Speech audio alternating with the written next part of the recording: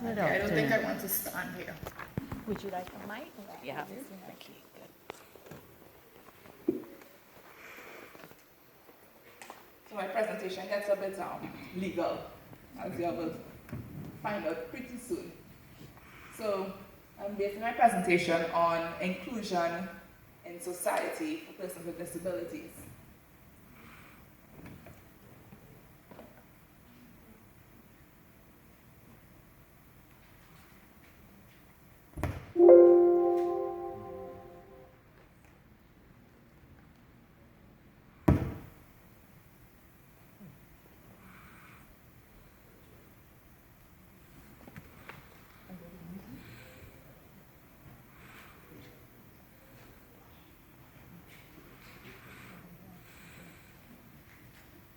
Technological difficulties. All right, so what does inclusion mean to you? I'm going to try to have this a bit interactive because the law gets a bit boring. So what does inclusion mean to you? Anybody? Don't all rush at once. Okay. All right, anybody else? I would say inclusion would mean accommodating as well as modifying. Let's just say like where it's accommodating person's needs, but not just changing physical space, like ramps and so on. That will do that. But at the same time, providing the means of training individuals to support persons. Okay, good. Great.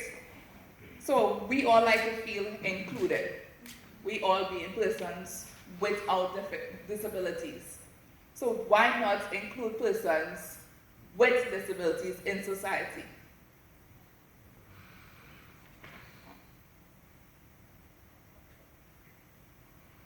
So I just have a dictionary meaning of what it means to be included.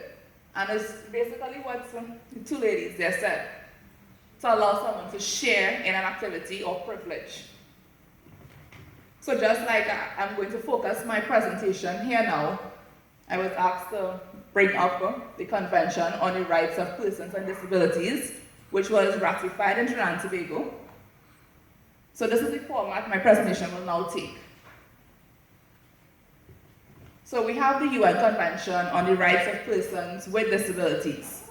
It was adopted by the UN General Assembly on 13 December 2006. It was open for signature on 30th March 2007.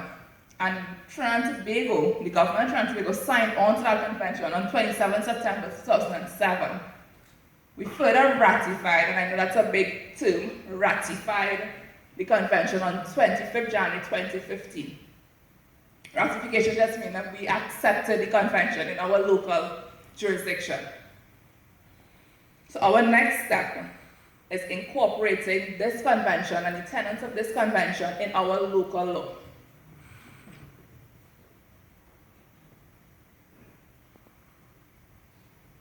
So what does full and effective, which is in Article 1 of the convention, mean to you guys?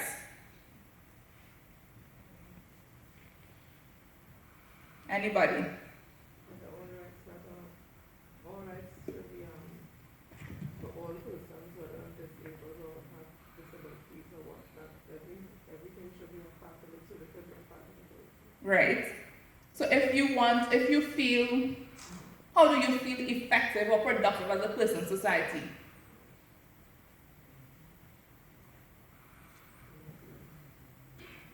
By doing what? Participating in activities like playing sports, going to work, going to school, doing chores at home. Yes? All people without disabilities, that's how we feel fully effective in society, not so.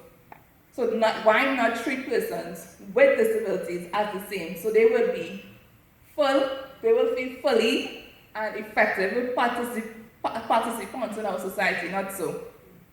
And that's what made them feel included in society. So I got this definition of social inclusion from the World Bank.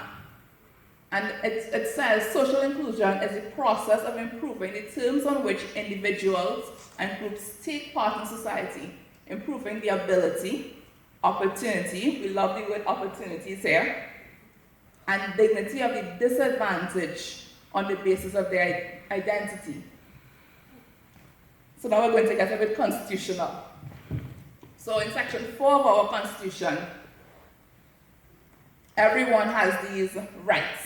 We have several rights in the Constitution, freedoms and rights. And it's not just for persons without disabilities. The freedoms and rights also include persons with disabilities. All human beings in Trinidad and Tobago has these freedoms and rights. But it does not specify that certain persons must not be discriminated with these rights. Just like how we in society may look down on persons who have disabilities. So we must treat persons with disabilities on an equal basis, like we like to be treated, not so. However, our society does not treat or deal with those persons with disabilities on an equal basis, as we do with persons without disabilities. So to ensure that persons with disabilities participate fully and effectively in society, we must allow them to push the limits and break barriers. And just give some examples like we just spoke about. Allow them to cook food, play sports, etc. And as Lisa would say, go online with peers, party, go to the cinema, etc. And that's how we start building an inclusive society.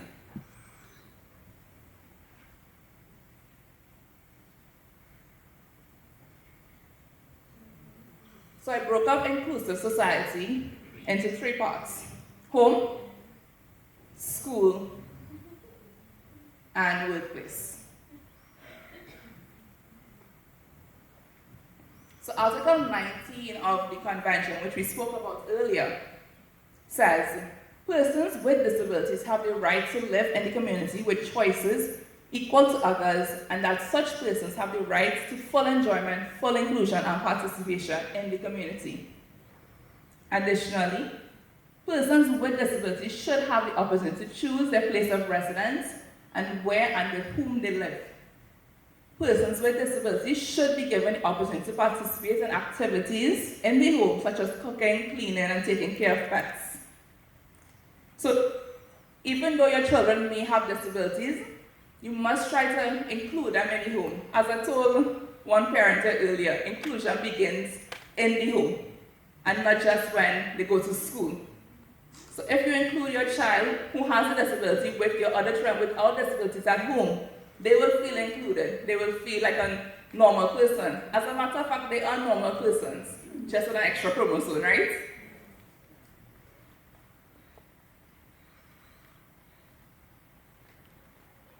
So inclusion in school. So Article 24 of the Convention provides that persons with disabilities have a right to an education. It's also provided in our Constitution. Note that our Constitution is a 1976 document, and the Convention was only ratified in Trinidad and Tobago in 2015. But we already have this right to an education in Trinidad and Tobago. So the right is, and everyone has the right to education. It's on an equal basis. Now, I've seen this term inclusive education when I was doing my research, and I was thinking, I wonder if persons with disabilities are allowed to go through the normal education system in Trinidad and Tobago, or are there special schools for these students? And I've heard them before, they send students with disabilities to segregated schools, schools that treat with disabled students alone. I understand that some parents have had difficulties in getting their children in the general stream because they're turned away and said, well, send them to, Lady Hochoy or Ishi's, etc., where, they take children with disabilities, and that should not be so. Because, as we would see later,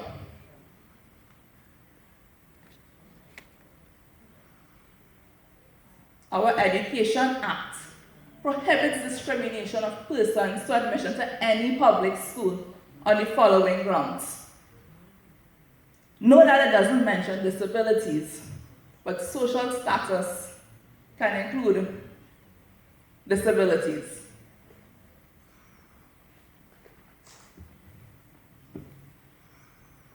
Also in the Education Act of Section 77, it says that it shall be the duty of the parent of every child of compulsory school age to cause him or her to receive efficient full-time education suitable to his age, ability, and aptitude by regular attendance at his school. And in our local context, school age is from the age of 5 to 16, if I'm not mistaken. So going back to the convention now, or in other words, no child, be it a child with or without disabilities, should be turned away from getting into any school. Now we know that's not the situation in Trinidad. And the convention actually provides for this. It goes on at Article 24(2). Says persons with disabilities are not to be excluded from the general education system. And that's on the whole basis of inclusion and having an inclusive education system. But we have to push for that in Trinidad and Tobago because we are not there yet. And it goes on the basis of disability, and that children with disabilities are not excluded from free and compulsory education, being primary and secondary school education on the basis of their disability, no matter what the disability is. Also goes on to talk about the access. Children with disabilities or persons with disabilities must also have access to general tertiary education. I don't know what is the experience if any child with Down syndrome has actually attempted to go to a tertiary education institute and to pursue a degree or any diploma or anything. But we have ratified this convention, and basically we have to now include these tenets in our local law, which has not been done as yet to date. But that's something that we have to push for as parents with children who have Down syndrome. Because as we keep saying, there's endless possibilities, and we don't know what our children could do in the future, or even now.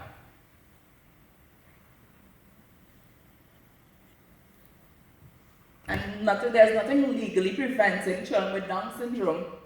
I'll come back to that. There's nothing legally preventing children with Down syndrome from pursuing further education, from pursuing any type of education in our local context. So now I'm talking about inclusion in the workplace.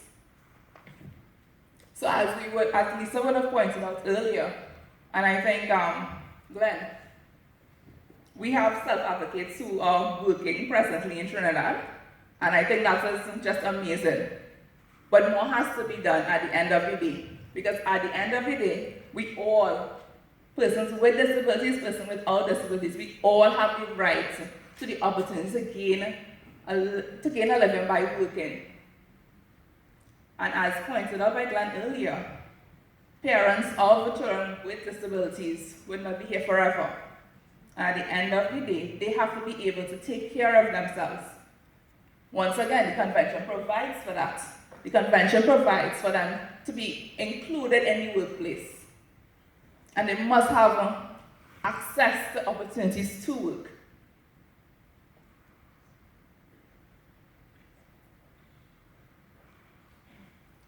Also, you'll see the pictures of Tyrese working at Aeropos and Lisa at Hyatt.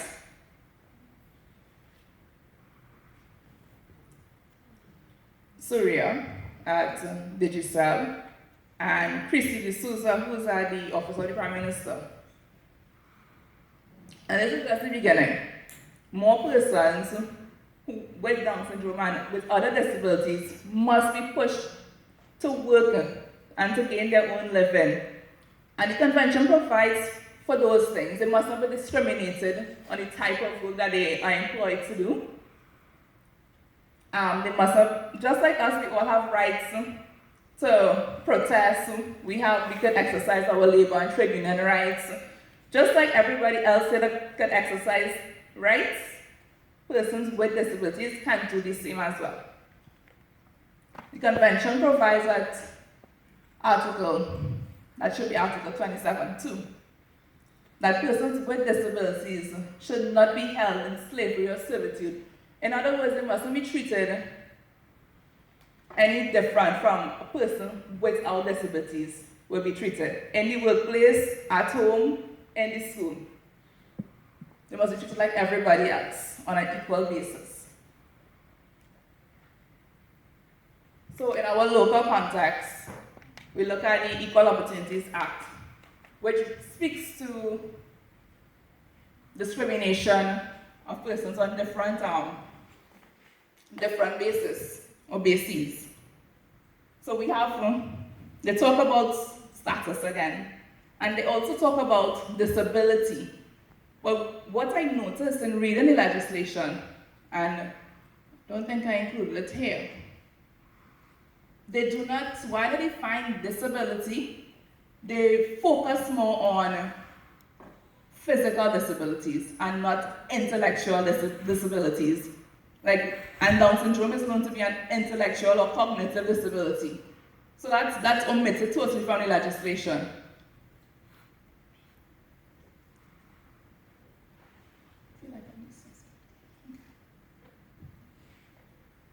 So when they talk about discrimination here, the Act refers, let me just pull it up.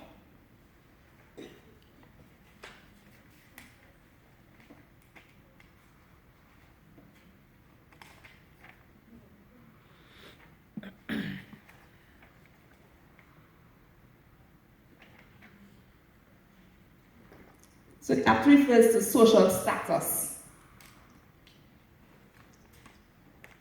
And in social status, they refer to disability, but as I said, the definition of disability included in the Equal Opportunities Act is total or partial loss of a bodily function, physical.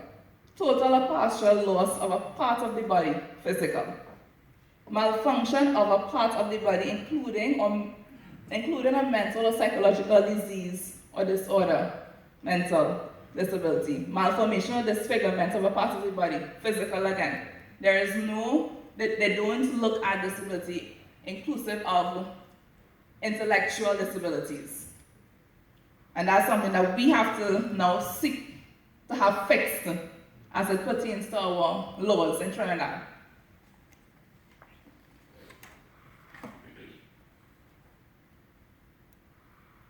So just looking at the current legislative framework in Trinidad, so today, TNT has not provided legislation to protect the rights of persons with disabilities in a general context.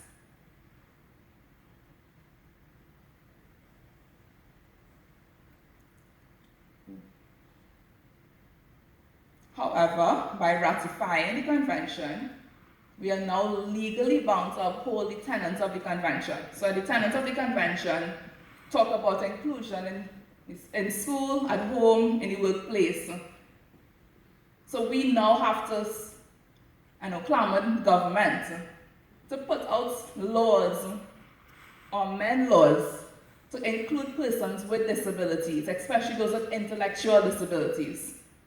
Now we have made some steps in incorporating the convention into our laws. And the first step which I've noticed is the revised national policy on persons with disabilities coming out of the Ministry of Social Development and Social Services. And that was July 2018, last year.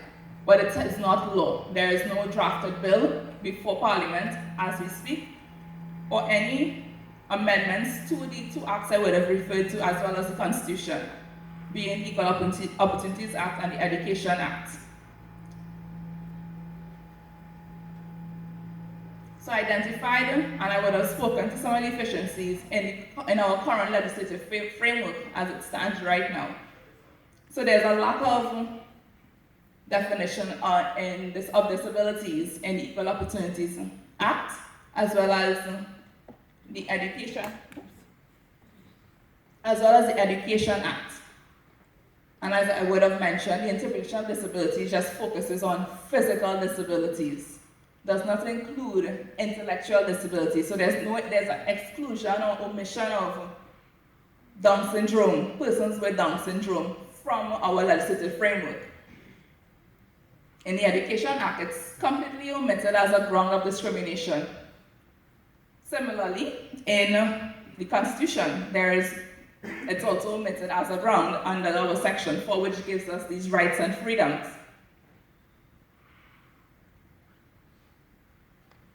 So, being an attorney, of course, I made some recommendations, which you could probably look at later on.